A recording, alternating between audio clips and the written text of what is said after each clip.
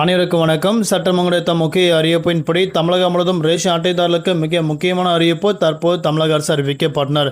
இனிவரும் நாட்களில் ரேஷன் அட்டையில் பல்வேறு புதிய மாற்றங்கள் கொண்டுவரப்பட உள்ளதாக அறிவிக்கப்பட்டனர். அதன்படி இனி ரேஷன் கடையில் பணியாளர்கள் எடை போட தேவையில்லை.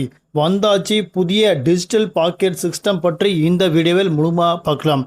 அது மட்டுமல்லாமல் இனிவரும் நாட்களில் தமிழக அரசு வழங்கக்கூடிய பல்வேறு இலவச சலுகைகள் பற்றி உடனுக்குடன் துல்லியமாக தெரிந்து கொள்ள நம்மளோட சேனலை கீழே இருக்க ரெக்க பட்டனை கிளிக் பண்ணி சப்ஸ்கிரைப் பண்ணிக்கோங்க. பக்கத்தில் பெல் பட்டனும் கிளிக் பண்ணிக்கோங்க.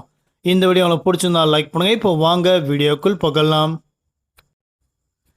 தமிழ்நாட்டில் கூட்டுறவுத்துறை மூலமாக பொதுமக்களுக்கு ரேஷன் அட்டை மற்றும் குடும்ப உறுப்பினர்கள் எண்ணிக்கைக்கு ஏற்ப வீட்டிற்கு தேவையான அரிசி, துவரம்பருப்பு, சர்க்கரை, பாமாயில், பாக்கெட் போன்ற பல்வேறு பொருட்கள் இலவசமாகவும் விலை மலிவாகவும் தமிழக அரசின் சார்பாக கொடுக்கப்பட்டு வராங்க.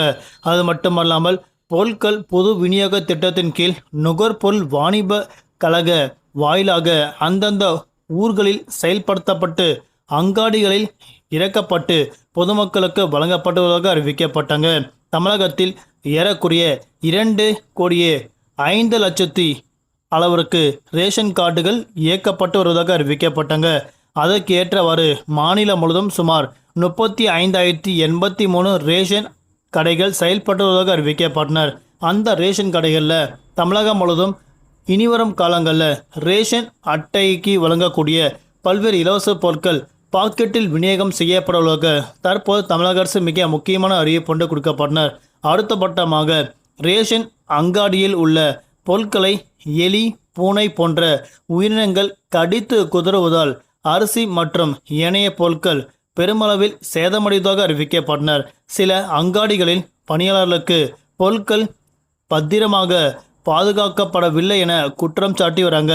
அதன் அடிப்படையில் தற்போது தமிழகம் முழுவதும் இனிவரும் நாட்களில் பாக்கெட்டில் விநியோகம் செய்யப்படும் திட்டம் நடைமுறைப்படுத்தப்பட உள்ளதாக தற்போது தமிழக அரசு அறிவிக்கப்பட்டனர். அடுத்த கட்டமாக இத்திட்டத்தின் கீழ் முதன்மை நோக்கமாக கருதப்படுவது என்னவென்றால் தமிழகம் முழுவதும் பாக்கெட்டில் விநியோகம் செய்யப்பட்டால் அனைத்து பொருட்களும் தரமாக மக்களுக்கு விநியோகம் செய்யப்படும் அறிவிக்கப்பட்டாங்க.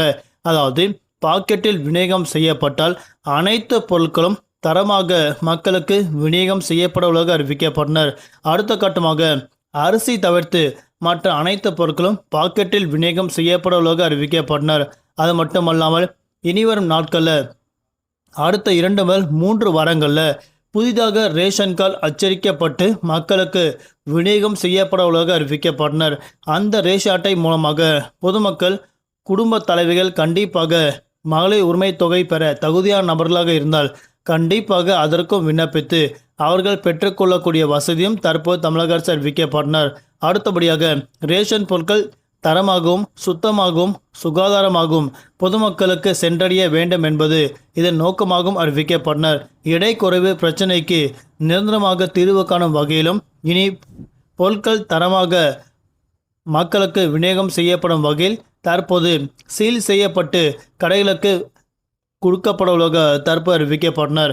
அதாவது 5 கிலோ 10 கிலோ பாக்கெட்டுகளாகவும் சீனி 1 கிலோ பாக்கெட்டாகவும் கோதுமை 5 கிலோ பாக்கெட்டாகவும் கிடங்கில் இருந்து எடை போடப்பட்டு அனுப்பி வைக்கப்படும் அறிவிக்கப்பட்டனர். இதனால் ரேஷன் கடையில் பணியாளர்கள் தனியாக எடை போட வேண்டிய அவசியம் இனி இருக்காதென அறிவிக்கப்பட்டனர். பொதுமக்கள் கண்டிப்பாக இதை பெற்றுக்கொள்ளக்கூடிய வகையில் பல்வேறு புதிய அம்சங்கள் மீண்டும் கொண்டுவரப்பட உள்ளதாக தற்போது தமிழக அரசு மிக முக்கியமான அறிவிப்பு கொடுக்கப்பட்டனர். அது மட்டுமல்லாமல் இனிவரும் நாட்களில் ரேஷன் அட்டைதாரர்களுக்கு பல்வேறு இலவச சலுகைகள் தமிழக அரசின் சார்பாக வழங்கப்பட உள்ளதாக அறிவிக்கப்பட்டனர். மீண்டும் அடுத்த சந்திப்போம். நன்றி, வணக்கம்.